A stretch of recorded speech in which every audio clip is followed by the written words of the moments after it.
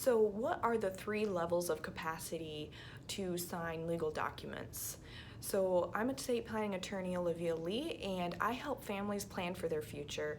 And this is a really great question for those who have family members who they might be on the fence of whether or not they're able to sign legal documents. So, a first level of capacity is testamentary, and that is the capacity to sign a will and is the lowest standard actually. So a person must be able to recollect what they own, to whom they want their property to go to, and they also must understand the business that they're engaged in.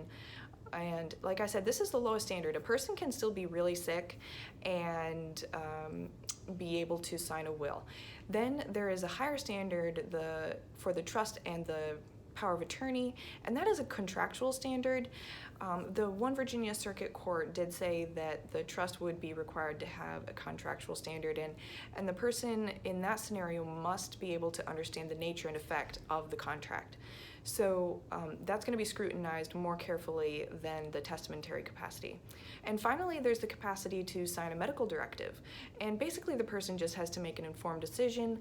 And typically, you're going to get the input from doctors, and the attorney ultimately will make that decision. But we typically request evaluations to ensure that we're making an informed decisions ourselves as to whether the client is capable of signing those documents.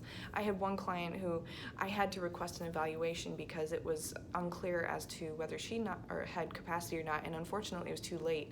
And at that point, you do have to go through the guardianship proceedings in order to take care of her affairs. This testamentary capacity and contractual capacity are actually really important because it determines whether you can move forward with estate planning or not. So if you have any other questions regarding this or any other matter, I'd be more than happy to answer any questions I can and to help in any way that I can.